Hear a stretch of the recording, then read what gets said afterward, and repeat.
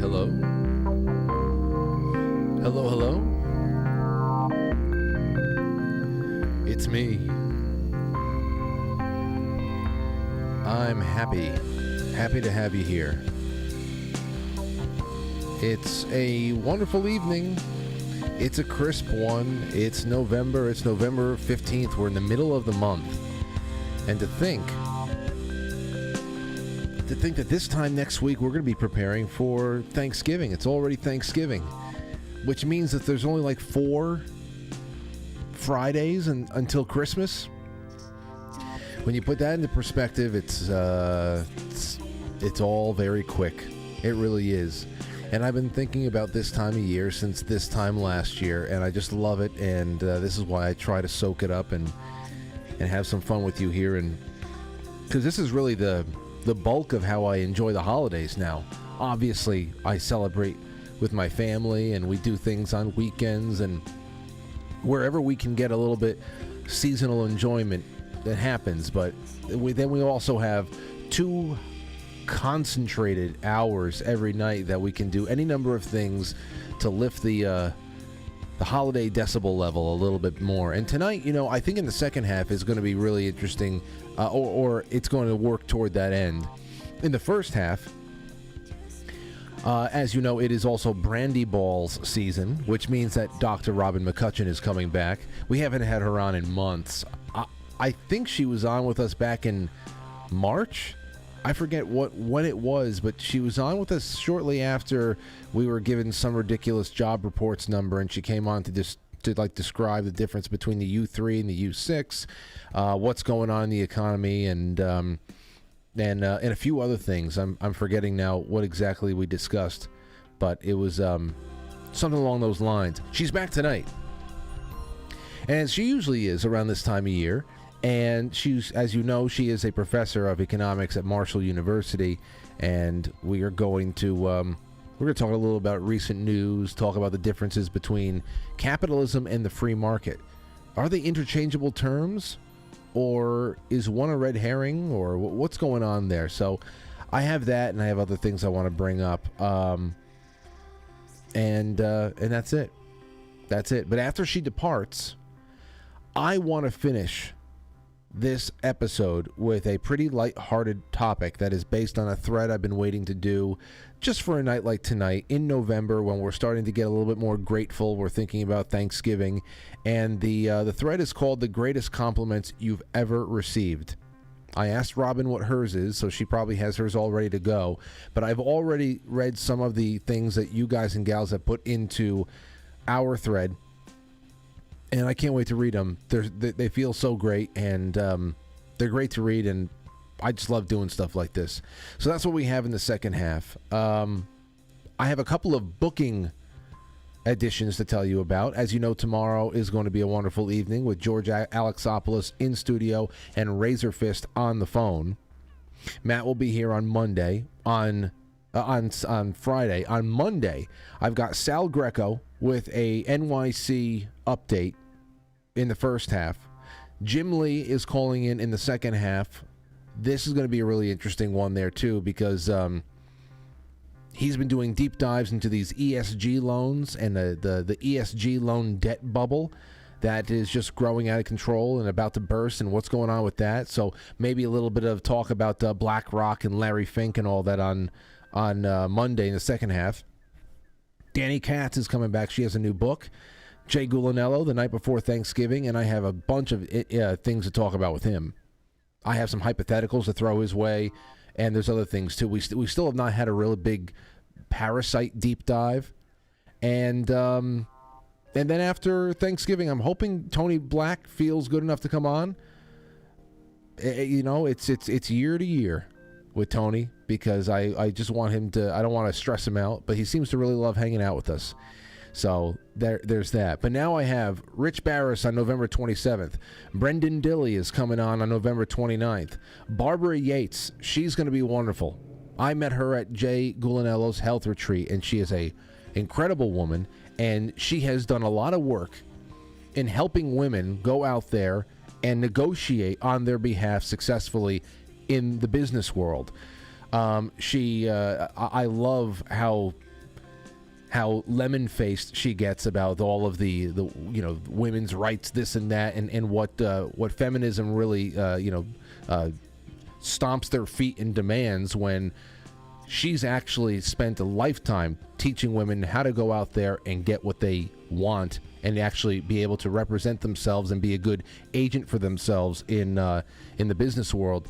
That's going to be a wonderful evening. I can't wait to talk to Barbara again. Now, here's another one. We're kicking off December. The December booking is kicked off with Ben Davidson. Space Weather News, Suspicious Observers. Ben Davidson is coming on the show on December 6th. Mark Shaw, author, is coming back to the show after a few years. He's got a new book coming out, but we're going to be talking about the JFK assassination again, since we're 60 years later. And on December 15th, as of right now, which is a month from tonight, Fleckus Friday returns. It's going to be a Fleckus Friday miracle, I think. I can't wait to talk to Fleckus again, so put that in your pipe and smoke it, ladies and gents. I'm excited. Some good stuff. Good stuff, especially about Ben Davidson. I've been trying to get his attention for a long time, so this should be interesting. All right. With that, one more thing, and then we're off to start the show. Dutch Sense. Here's some interesting updates from the Dutch Sense side of things. You might have seen this, you may not have, but here it is. Dutch Sense has said he has to walk away from his channel. Here are a few of the posts that he put up.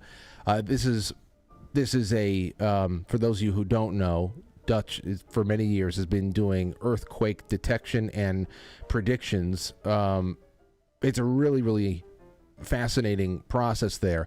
It incorporates a lot of information about the tendencies of, you know, and the activity of volcanoes and fracking, and it's been real. But apparently he's taken off. He said, "I can't upload videos. I'm being shut down by law enforcement. I won't be back for a long time, unfortunately, if ever. I'm losing about $10,000 a month from this. It sucks hard." He went on to also say, "If you want to know why I'm shut down, you can contact the Department of Homeland Security and ask them," which is a pretty interesting statement to make. And then there's this one. "I got the confirmation that I was looking, what I was looking for in regards to my shutdown and their sources of it all. Now that I know it's happening at the behest of actual government entities and law enforcement is involved, I will bow out. I said I would stop if I got confirmation that it is government that's doing the shutdowns, and that if it was private groups or jealous people shutting me down, I would keep going and fight on. Now that we know it is government and law enforcement, I will respect their wishes and leave. Consider this my last post in regards to anything which matters. I may still try to post music if that is allowed." So, obviously, this is pretty shocking news, especially with the claims that are being made around it. I always liked peeking in on Dutch's streams and even watching reruns and all that. Every time that little earthquake bell rung, I'd be like, what's next? I don't know, there's something exciting about the whole thing, but also you learned a lot. Now, the one thing I could do is I could ask Jim Lee what he thinks about this on Tuesday, because I know that they have some history, although I don't know if that history is good, so I'd be hesitant to start anything, you know, kick a bee's nest or whatever, but, you know, I want to make sure at least people are okay. But law enforcement, man, oh man. All right, that's it for right now. We have Robin McCutcheon coming on, and I hope you enjoy the show. Don't go anywhere. What is up, guys? Mike Collins here from Wandering Wolf Productions at Easter Island, and you are watching Quite Frankly.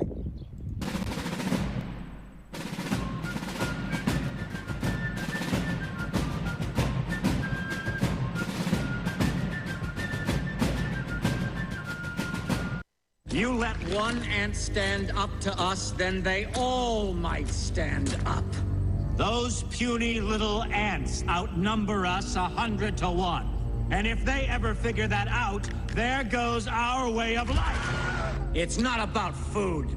It's about keeping those ants in line. That's why we're going back. Does anybody else want to stay? Let's ride!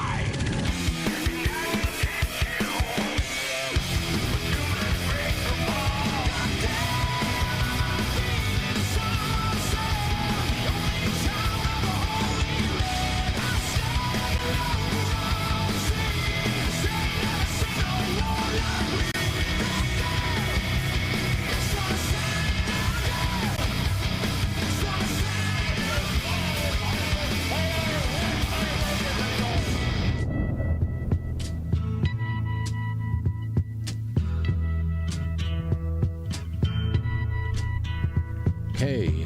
There's something happening here. Oh, there's always something happening. What it is ain't exactly clear. And it's never gotten clearer.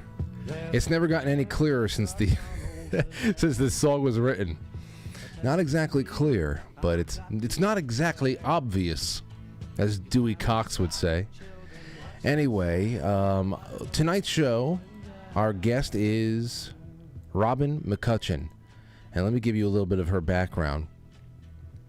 Robin earned her PhD in economics from Wayne State University in Detroit, Michigan. She's been teaching economics for over 20 years. Over 20 years. In all the economics courses she has taught as well, principles of economics, both macro and micro, money and banking, comparative economic systems, labor economics, and managerial economics. She uses principles of free market systems. Robin uses Ayn Rand. I always the AYN always gets my I can't nail it every time. Mises, everybody knows Mises, Hayek, Milton Friedman, Cleon Skousen, and others to explain the in English how our country's founding principles lead to free markets, or led to free markets, and the best path to liberty and freedom and prosperity for everyone. Over 90% of Dr. McCutcheon's students exit her courses avid and staunch libertarian or fiscal conservatives. It's been a long time, but I'm so happy to welcome her back. Robin, are you there? I am. Can you hear me? I can hear you just fine. When was the last time you were on? Was it in the spring or before that? It was May the 8th. Okay, so spring. There you go. Mm-hmm. Well, it's great to have you back. Can you see me too? Yep, you look great. You sound great. Excellent. So how's the semester been? It has been wild. How so? Our university built a new building for the College of Business, and I have been training like a madwoman on the new technology that our new business building will be featuring. We're moving away from chalkboards and dry erase boards to a full-on system that is, it looks to me like it's space-age technology. And I have a secret weapon, though, and my secret weapon is my husband, who he just loves technology. Give me a chalkboard. Just, I can operate a chalkboard, but Tim and I have been training together, and he's been teaching me how to make shortcuts on this new technology work. And so I'm going to be looking at redesigning how I teach to be, a 21st century professor. Wow. So, yeah, so we're all moving. All of the professors are moving all of their offices on January the 2nd. And the semester starts off with a bang on January the 9th. So, well, the good thing, the economic theory at least has not changed that much in the last couple hundred years, though. So it's just Thank maybe God for that. Yeah, maybe just new toys to play with older and time-tested concepts. I still remember it when I was in high school. Well, of course, we had I love chalkboards. I loved watching people write in chalk. I loved it, especially if you had a teacher that really just had a knack for holding the chalk, and they were just going crazy, script, all that stuff. I love Fulton Sheen. I used to love. I love going back to all of his old videos because he's always using chalk as well. There's something about the sound of it. There's something about the way that the way that it flows. I love the whole thing. I love being able to be the ones to bang out the erasers at the end of the day. You know, it was a lot of fun. I really hope that chalk doesn't go away completely. Well, I don't think we'll get too far from chalk, but I will be retiring my Crayola sidewalk chalks. We're not going to have any chalkboards there, so I think I'll find someone with young children and give it all away. But my high technology chalk is to use different colors, so that when I'm drawing graphs or when I'm scribing out equations, that I can put things in different colors so that the students can kind of keep everything straight in their heads. It's a visual learning aid that I'm reluctant to get rid of, but this new technology is an electronic dry erase board without the dry erase part, and so I will still have various colors that I can use to scribe out my equations or draw my graphs, and so I'm satisfied at least that I get to keep using colored ink. Yeah. Can I say ink? I know it's something. It's not ink. I know it's something. It's something. And especially since you usually delete it, you erase it digitally too. It's just, that's right. It's crazy. You know, since before we get into the world at large, I want to ask you about BRICS. I want to talk about gold a little bit. There's a lot going on. But since we're talking about the way that you conduct yourself in the classroom, the ways that you have found that students absorb information a little bit more, what's a little bit more stimulating, and how data sticks. I read through a project recently.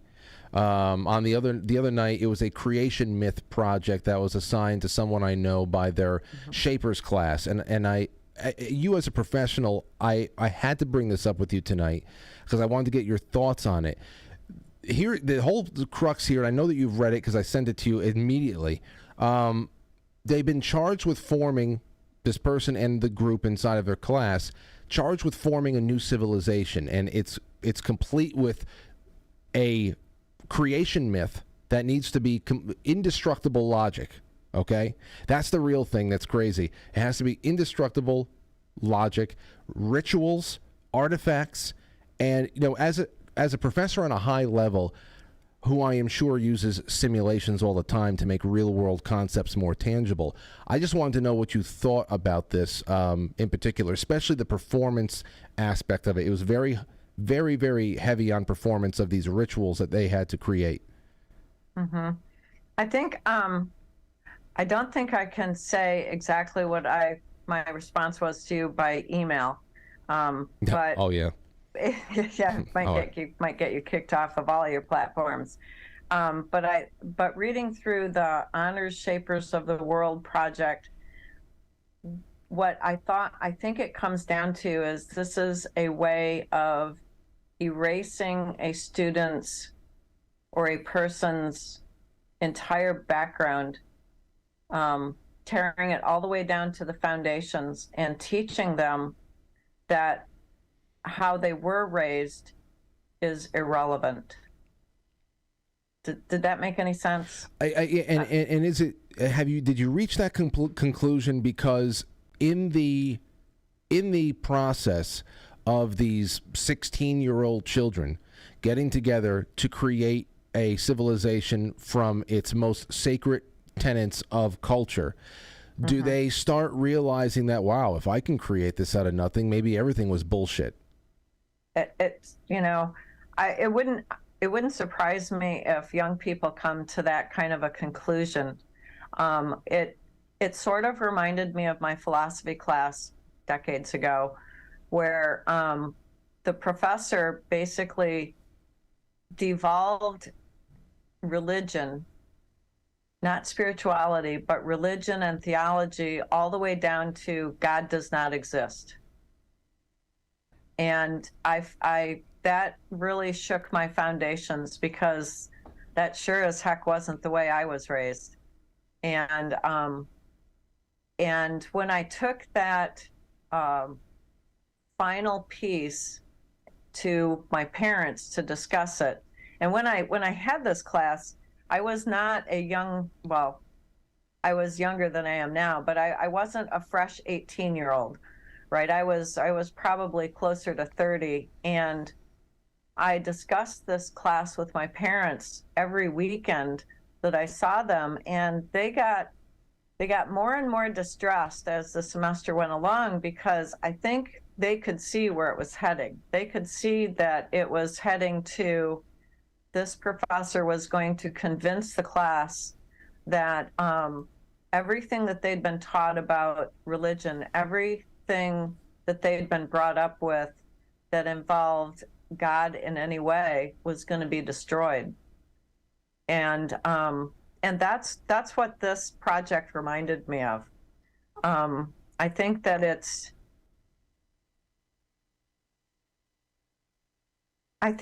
okay for people to reflect upon the manner and in which they were raised, and the ideas that were formed for them by their parents and their family and close community as they were young, 1, 2, 3, 4, 5-year-olds.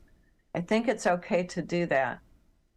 But I have a sneaking suspicion that this particular project has a much more devious goal in mind. I don't know. I probably, if this was a class that I was not required to take, I probably would drop out of it. But again, I'm looking at this from decades older than I was when I had that philosophy class ages ago. Yeah. And I'm not sure that an 18 or 19-year-old, certainly not a 16-year-old, would understand the ultimate goal behind this particular project. But, people don't, I think a lot of times professors maybe don't pause to think very long about these really great ideas that come out of teaching conferences. This particular one that has students designing a brand new culture from the ground up, maybe did they pause to consider that where we're at today is the result of 30 or 40,000 years of humans living on the earth, and the ways that we have survived all of those thousands of years involve an origin story, regardless of how logical or illogical it is. The people who never survived, the fools who don't survive, are the ones who don't consider action and reaction, choice and consequence. My favorite story that I tell my students in my comparative economic systems class is, think about the cavemen, Ugg and Doug, and they're standing on the top of a cliff, and Ugg looks at Doug and says, "Why don't you just go ahead and step off that cliff? I mean, there's lots of clouds there. I'm sure they're steady and you could stand on them." And so if Ugg is a fool and steps off on the clouds, he doesn't survive to make any progeny, does he? No. So am I distressed that things like this are going on at university or even the higher grade levels in high school? Yeah, because I'm not sure that the result of these things for the students is going to be constructive. Well, I'm not sure it's going to be helpful. Yeah, and that's just one thing where there could be, and I wanted to dig a little bit more into what the final conclusions were. After everybody did their performances, it was the ritual aspect of it was very odd. That's why I didn't know with such emphasis. But I really am interested to see what the what the conclusions drawn were. There has to be something that everybody involved in this class walks away from and understands why they did it, or something to chew on as they go into their next semester. So I'm looking out for that, but it just seems like it's the same old type of messaging, and it's a platform for one thing or another, even if it's just preparatory for the next exercise that takes it to the next level. But with that being said, talking about how we all got here and where we're going to go next, we do live in this very moment, as you have pointed out in the last, I don't know how, every time that you've been on with me. We do live in a major time of flux, and we're still waiting to see who is going to have the opportunity to really be the ones to write the history, and who are really going to be able to be the ones to introduce the new systems that come in. And I think the first thing that we're going to see in 2024 is a little bit on where this BRICS system is going to be going. So when we talk about a multipolar world, and we talk about the dollar, and we talk about anything else that rises up in its place or is going to compete with it, BRICS, cryptocurrency, and the war that happens between all of them, the regulatory war that happens between all of them, what do you see in January of 2024? What kind of impact do you think this BRICS 11 stuff is going to have on the U.S., if any at all? Oh, I think that the impact on the United States and worldwide is going to be nothing short of astounding. In some of the research that I've done, so let me back up a little bit and let your audience know what BRICS stands for. BRICS are the 5 countries, Brazil, Russia, India, China, South Africa, that have designed a consortium and an international bank where they can use their own currencies to trade with each other for goods and services across international lines. So instead of using a Federal Reserve note, for example, to buy oil, China, let's say China wants to buy some oil from Saudi Arabia, instead of using a Federal Reserve note, a petrodollar, if you will, China would use their own currency, the yuan, and trade yuan for oil to Saudi Arabia. In fact, they've already done this. India has also purchased oil from Saudi Arabia using the Chinese yuan as well, not the US dollar. And so what the BRICS countries are doing is they are migrating away from using the US dollar in any kind of trade and exchange. Now, in August, they met in South Africa, and they have invited 6 other countries to join them in this consortium. And the other countries are Argentina, Egypt, Ethiopia, Iran, Saudi Arabia, and the United Arab Emirates. And so starting January the 1st, this is when the whole thing kicks off, it's going to be BRICS 11. And so what you have there is you've got a powerhouse of oil production and agricultural production where these countries, these 11 countries, will be trading with each other, not using the US dollar, not using the Federal Reserve note or treasuries of any sort. US treasuries is what I mean. Mm-hmm. And so at the summit that they had in August, there were other countries. Let me see here. There were at least 10 other countries that decided to join the BRICS 11.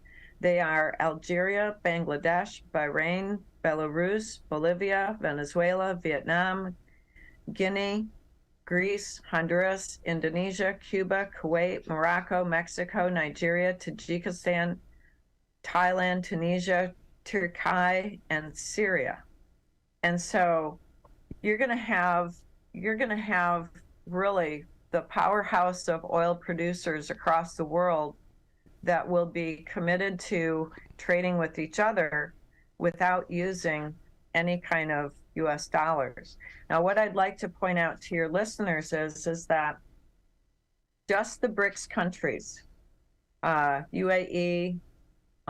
So the BRICS 11 countries, their total GDP amounts to 29.2 trillion, and their debt is 8.9 trillion. So keep that in mind.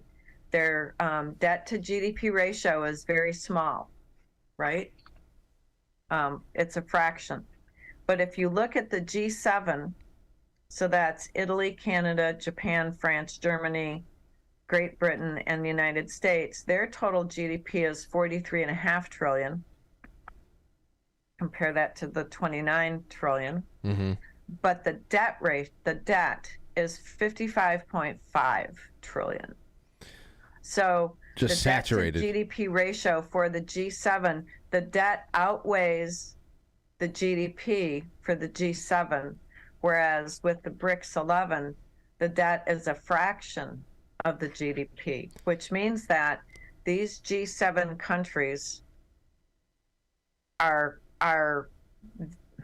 comatose. Can I say it that way? Well, I mean, this is when you put it that way again. I mean, for years, everybody's been doing the math over here in the United States, where it's going to get to the point where all of the taxes that they collect from us is only going to be good enough to pay the interest, and we're not even taking any pieces out of the principal anymore, and the spending never stops. So what happens? I mean, at that point, when you're underwater, it's, I mean, what does collapse look like in the EU and in the US?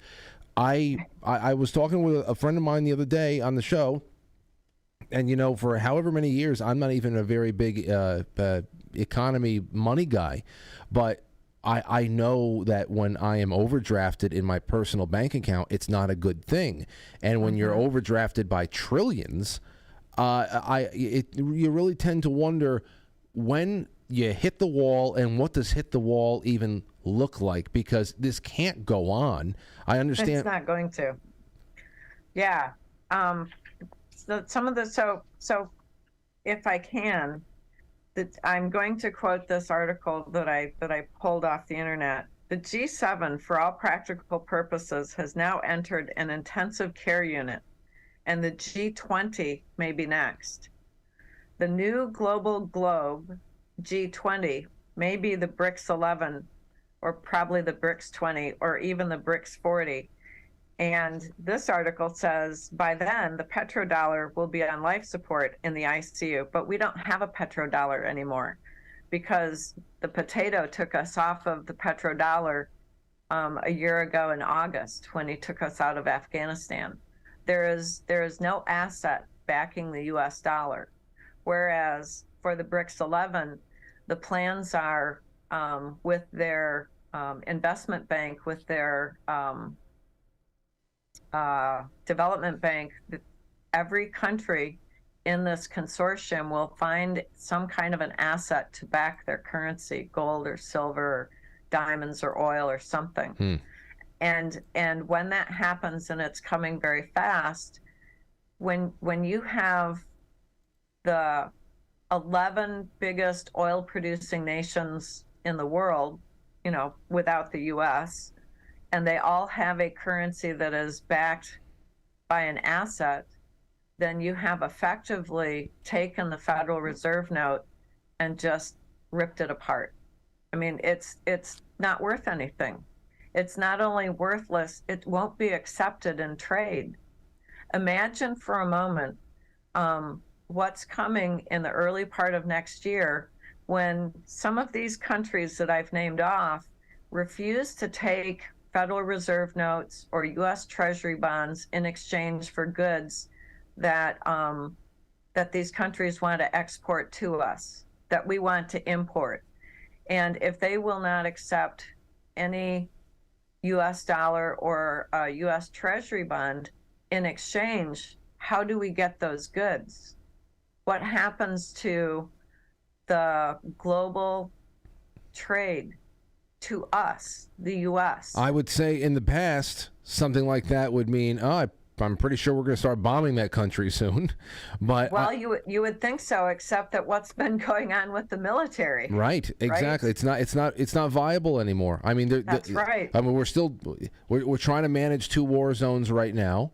Oh, please. But it's just not. It's just not 20 years ago. It's not viable anymore, and nobody cares. So I guess that would be the big thing, is looking out for those headlines of the first headlines of Treasury bonds being rejected by BRICS members. Then, well, I think I here's my sneaking suspicion, and this is just a hunch, so maybe take it with a grain of salt.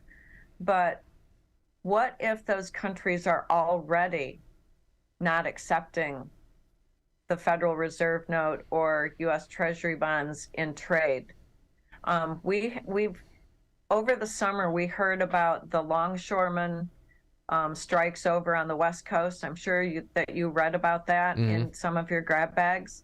Well, what if those strikes are the companies that those longshoremen work for telling the longshoremen, look, you've got to go on strike because we just don't have the cargo to unload. No, we are not able to pay for the goods coming in from Southeast Asia because they won't accept our Federal Reserve notes, or they won't accept our U.S. Treasury bonds. These are the stories of where there were just cargo ships just waiting in line, piled up. Yeah. I mean, I think during a year ago this time, I was having my my principles of economics students look online to the cargo ship tracker. There is such a thing. It's like flight tracker, or only for cargo ships. And at one point, somewhere around the end of October a year ago, one of the students said, "My God, there's 500 ships waiting to be unloaded, and they're not moving anywhere." And I remember seeing videos on Twitter or TikTok of people on the West Coast driving down the highway with their cameras saying, look at all those cargo ships lined up there. They haven't moved in days. Have they since dissipated, that line? Because I haven't seen anything since. I don't know, because I haven't seen any more videos, but I find it interesting that the trucking company called Yellow, are you familiar with that truck? It's the name of the trucking company literally is Yellow, and they just went bankrupt about a month ago. Now, did they go bankrupt because the price of diesel fuel was so high, or did they go bankrupt because they didn't have enough cargo to ship? Or, another index that you could look at is this is going to sound weird, the cardboard box index, which tracks the number of cardboard boxes that are purchased by trucking companies or cargo companies. And that index is down 40%. Because why would you buy a box if you have nothing to put in it to ship? See, this is all very spooky stuff that obviously someone like me is never looking into an index like that. So I find indices incredibly exciting. Thank God for it, and thank God you have a 90+% rate of having fiscally conservative students leave your classroom. So I know that at least they're in good hands. Well, one would think. But let me quote something that President Putin said in August. He said he drove home the necessity to, quote, establish a permanent BRICS transport commission, which would deal not only with the North-South project, referring to the INTSC transportation corridor, whose key BRICS members are Russia, Iran, and India, but also on a broader scale with the development of logistics and transport corridors, interregional and global. So these countries are very serious about completely moving away from using the U.S. dollar, the Federal Reserve note, and any kind of U.S. Treasury in payment for their goods. They are determined. And let me also read what President Xi Jinping of China said.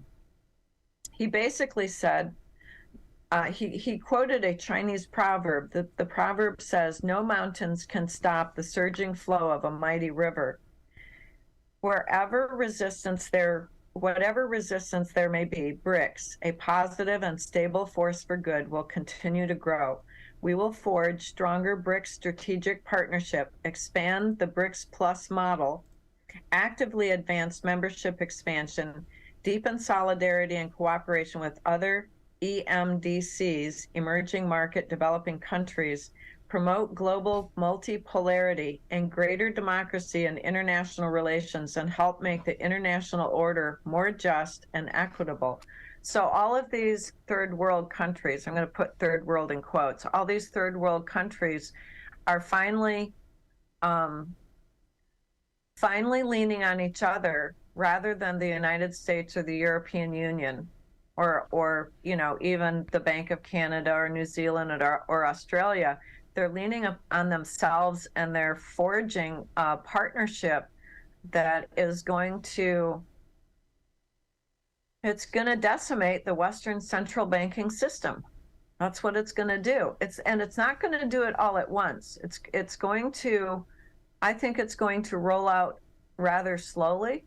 So even though we're going to get the first shot across the bow come the beginning of January, it's not going to be a fast rollout, because it's going to take time for these countries to get their act together, if I can say it that way, and learn how to work together productively, as opposed to fighting and squabbling amongst themselves, which was always the way that the U.S. wanted things, right? We didn't want any of these countries to get together and make partnerships. We wanted them fighting and squabbling against each other. I mean, just look what's happening in the Middle East. You know what? Yeah, as you say that, I hate to say this. The fighting and the squabbling,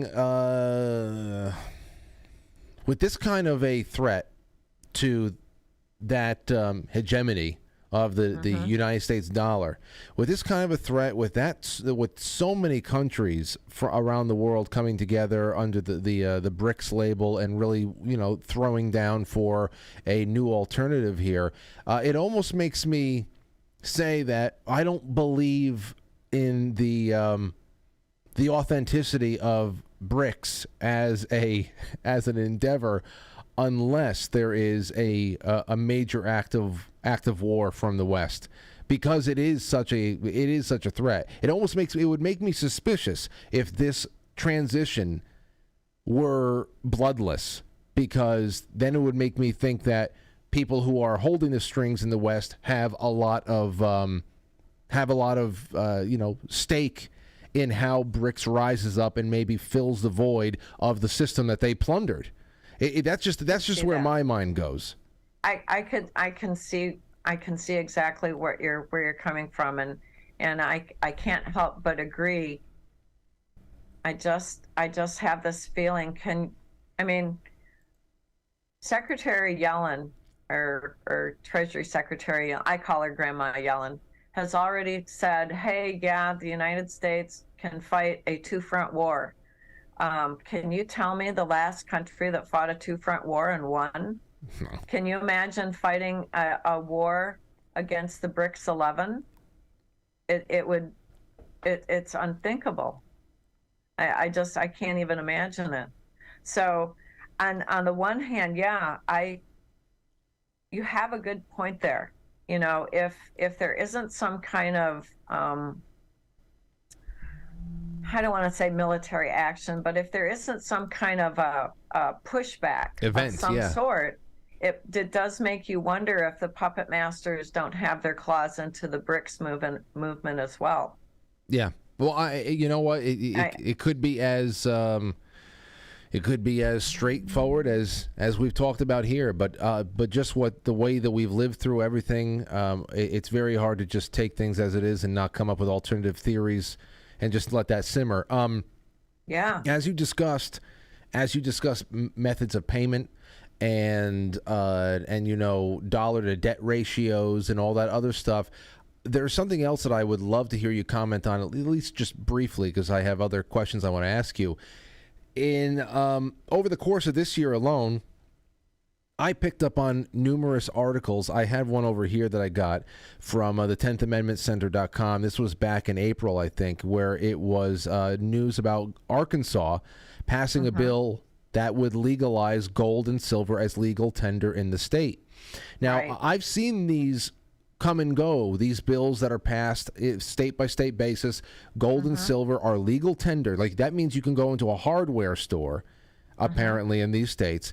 And I'm thinking, okay, well, that's cool that these states are taking some matters into their own hands. But it wasn't until I spoke with you that you said that the number of states who have already done this is somewhere around 30 or so. Is that true? Well, let me back up a little bit. I did pull an article from Investor Observer in April, and as of April, there were 23 states that had either bills pending or legislation already passed to recognize gold and silver as legal tender. They're Alaska, Arizona, Arkansas, Idaho, Iowa, Kansas, Kentucky, Maine, Minnesota, Mississippi, Missouri, Montana, New Jersey, Oregon, South Carolina, Tennessee, Texas, Vermont, West Virginia, and Wisconsin. And I was not able to verify that that the other dozen states that would put us up over 30, I'll say it. I've heard a rumor, and I've not been able to verify it, that there were a dozen more states that joined these. But we already know that Tennessee and Texas have passed legislation and are in the process of building their own sovereign gold bullion banks. Oh, really? I have students from Tennessee, and they're so excited. They're just ecstatic. They can't wait, because Tennessee and Texas are showing the way for the other states in our union to remove themselves from the Federal Reserve System. Because as soon as these states have legalized using gold and silver as legal tender, those states take themselves out of the Federal Reserve, out from under the Federal Reserve umbrella, and there's no need to use a Federal Reserve note, which that's the US dollar that's in your wallet. Now, you can use that Federal Reserve note to buy gold and silver, which would be a wise thing, because you're taking a basically worthless piece of toilet paper and you're trading it for a solid asset of gold or silver. So we are seeing the movement of states across the United States taking themselves away from the Federal Reserve. So it's sort of a microcosm of the BRICS movement, right? The BRICS are moving away from the Federal Reserve System by using their own currencies to trade with.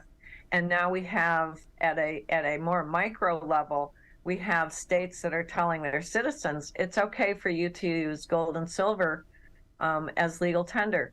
Now, I haven't seen anyone buying their groceries with gold or silver coins in my little town. Right. But see, that's the one thing when I think about, I love the concepts. When I see it happen, then I'll go, see, there it is. Well, because if you see it happen, it's so much different than anything you can think of. I want to live in that world. I want to live in that world as quickly as possible. But if you go into a store and you want to buy some bread and you want to buy some milk, and the total comes out to, I don't know, $10.50, and you take out an ounce of silver and you toss in that way, and you say, oh, by the way, that's $32 right now. That's $28. You owe me this much change. That's right. I want to see that actually play out, because I can't see that in my head. Well, we know. I have had students who have come from South American countries like Venezuela, where at the front door of every store, they will have gold and silver buyers, and they have weights and measures so that they can weigh out the gold and silver and then write out a little draft note to take into the store that says, Joe's got, $45 worth of gold, or wait a minute, it would be the Venezuelan is that the Venezuelan peso, whatever it is, whatever their currency name is. Joe's got so much of this and he can go into that store and spend it. But that's just a reversion back to the old way that gold and silver dealers used to do their business anyway. Mm-hmm. So we know that other countries are doing this, even though we've never seen it in our own country. Still, it doesn't mean that it's not going to happen. I think we have a bit farther to fall off the cliff before we get to the point where my little grocery store down the street has someone sitting outside its front door with, weights and measures for measuring gold or silver, and probably someone standing next, or several someone standing next to them with AK-47s just to make sure no one makes off with all the coinage. Yeah, right. I think at first it's really just going to have to be among people in a tag sale kind of a way, where hey, I also I accept gold and silver, I accept this and that, and maybe the businesses and business owners who are wise to these trends start making it a little bit more known on a store-to-store basis or whatever it is. It's just something that has to spread around. And that brings me to my next thing. Well, wait, before you go to that next question, I will tell you that I have already made a deal with my landlord to pay my rent in silver when the time comes. Really? Yes. And now, when you say when the time comes, are you also expecting for the silver to be then valued at what people say it should be, where it's almost a couple of thousand an ounce, where it's depressed right now? Are you calculating this based on the market value of silver right now, or if it is able to be revalued? Well, I think if you go over to usdebtclock.org and look on the far right-hand side, there is a column where gold and silver are, I think they're not valued. They used to be valued in M2, but it was the change in the money supply. Oh yeah, there it is. Change in M2. Well, the change in M2 has been reducing, so that change is negative, and so that number has been zero with a little asterisk next to it for months now. But if you look farther on down the column, you should see where gold and silver actually have values attached to them, and maybe you can tell me what they say. I said you're talking about dollar to silver ratio? Yes, please. Dollar to silver ratio, and this, you're not going to find this on quite frankly .gold or SD Bullion or Apex or anything like that. For an ounce of silver, it says dollar to silver ratio is $1,557 right now. So that is what it should be. That is the estimated free market value. And I'm going to say estimated because we know that in the gold and the silver markets, those dollar amounts in the gold and the silver markets are run almost completely, totally by paper trading, gold and silver contracts. Gold is almost $13,000 an ounce. Mm-hmm. Yeah. So that's probably, if I had to guess, I would say that's a very rough, maybe up in the nosebleed section of the stadium seats of the market value of gold and silver. But if you go to CNBC, right up at the top of their page, and you click on the link that says gold, it'll show you the dollar amounts for precious metals in the paper trading markets that are run and operated by they're run and operated out of New York and London, and they're highly manipulated markets. So those numbers that you see on CNBC for an ounce of gold, I think this morning it was like $1,980. But it probably changed, and I think the silver amount I saw halfway through the day was something like $23.60. But those are vastly, vastly undervalued.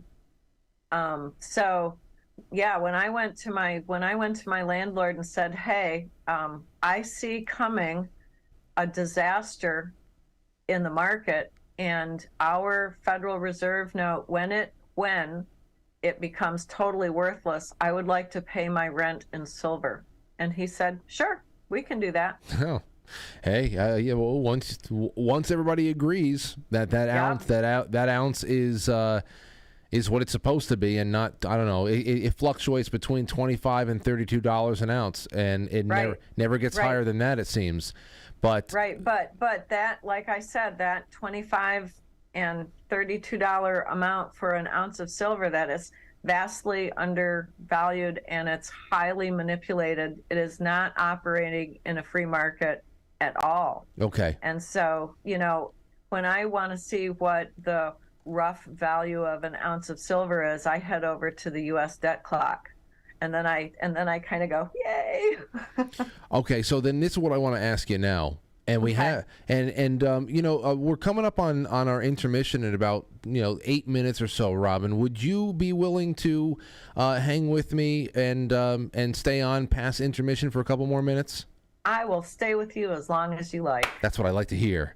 So I guess we'll just get started with this. And in around 8 minutes, I'll tell you that we have to hop off, and we're gonna go on over to Pilled and QuiteFrankly.tv and just pick up there. But you're talking about the free market, and I want to ask you about that in particular. Just the words, the phrases here. I received an email last year advising me not to use the term capitalism, that it was a communist red herring of a term that actually dilutes the understanding of what the free market is. And I thought for sure that you were the one that wrote this to me, but it may not. It may have been from one of the audience members. And either way, I'd love your thoughts on it. And here's what was written to me. Frank, the founders knew that encouraging political party affiliation would end up in a left-right controversy, which is why they reframed the conversation toward liberty versus tyranny path instead.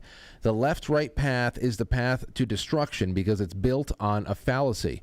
It's built on the lie that these two ends of the spectrum are stable, that they won't change or shift about or become completely convoluted or entwined in each other. Maybe the communists somewhere back in the late 1800s, early 1900s, found a foil to use to degrade or confuse the public about the free market. Used the idea of capitalism against Americans. Do you remember who originally coined the word capitalist? It was Karl Marx. Conspiracy? I don't know, but I don't know for sure, but it wouldn't surprise me since divide and conquer is their main MO. This is the last thing that they say, Robin. That's why using their word of capitalism to describe American economy is incorrect. When we follow the Constitution and have government under proper regulation, we have a free market economy, not a capitalist one. So my question for you, Robin, for whatever time we have left in the first half, is if capitalism and the free market are not just interchangeable words and phrases, what, in your view, are the greatest differences between the two?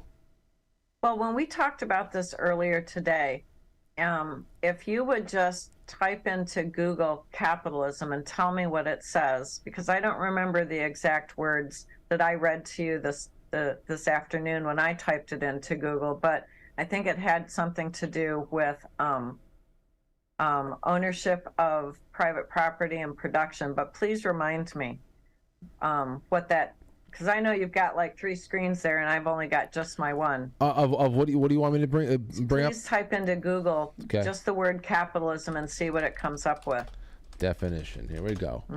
Okay. Economic and political system in which countries' trade and industry are controlled by private owners for profit. For profit. Yes. Now type in the words free market. Free market definition.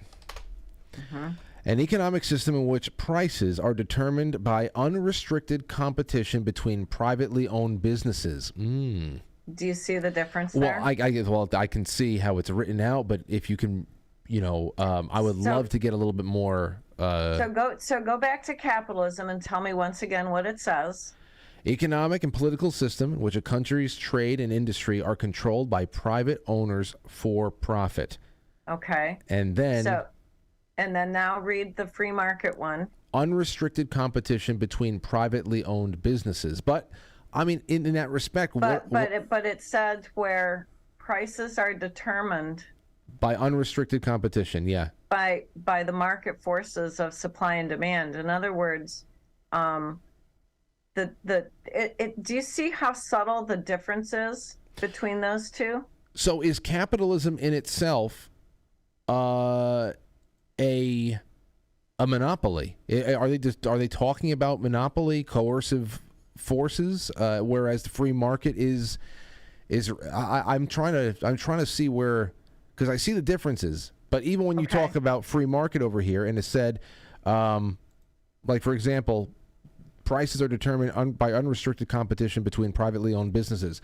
Do those privately owned businesses not want to turn a profit? So I don't know what the so inside of free markets is market prices are determined by the market forces, by the competition between businesses who are competing for our dollars from consumers. So in other words, inside of the idea of a free market, there's no government interference. Okay. And if you go back and you look at capitalism, read that one again. Capitalism, the economic and political system in which a country's trade and industry are controlled by private owners for profit. Controlled. See, the difference between capitalism and free markets is there's no control going on in free markets. It's what Adam Smith said about the invisible hand.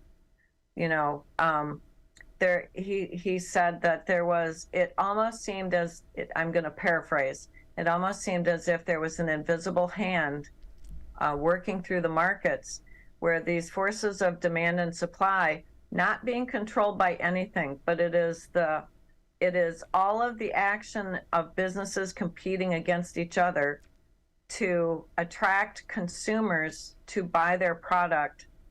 And these two market forces, demand and supply, the businesses competing against each other, drive down the market price. So there's no government interference in a free market.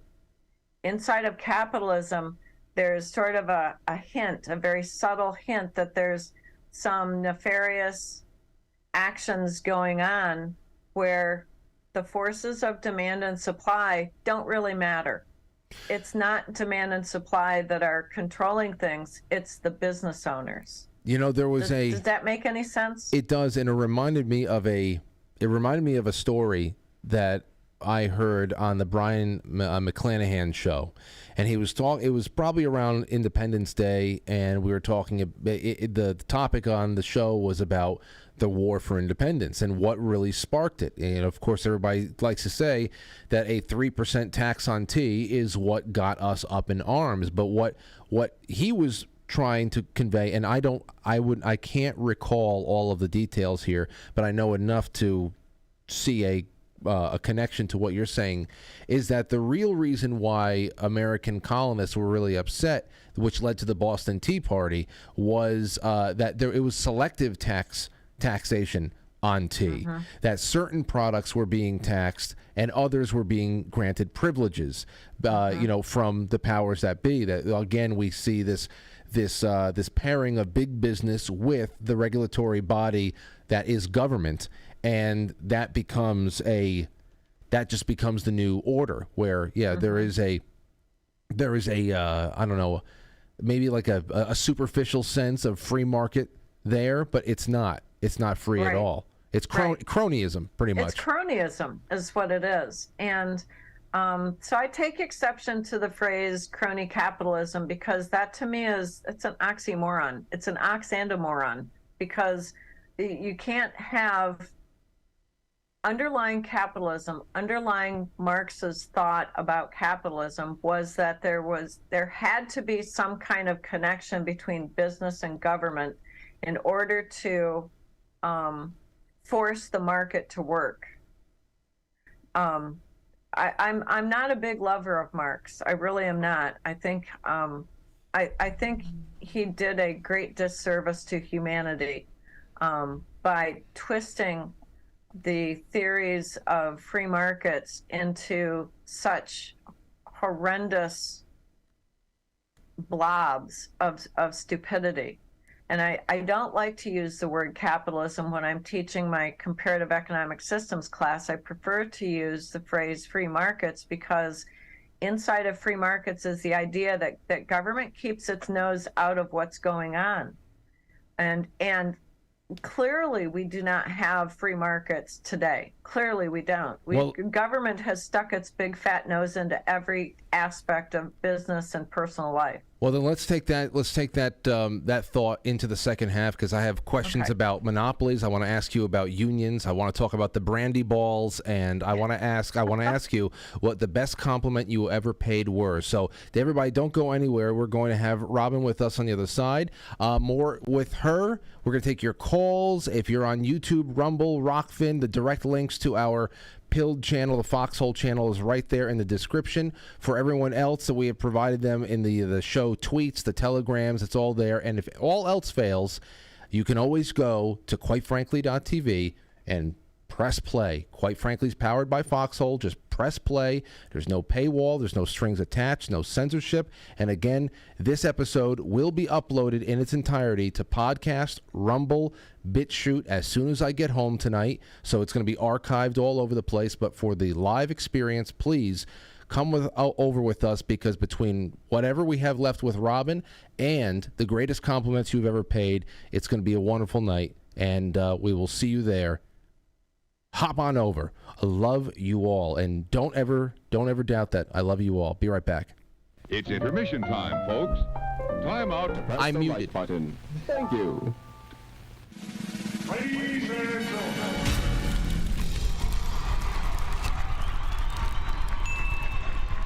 Welcome to intermission. We'll be right back.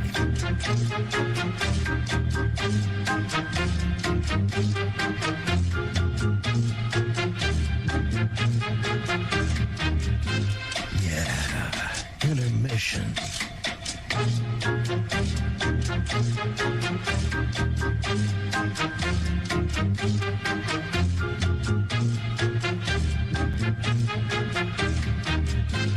Yeah, intermission.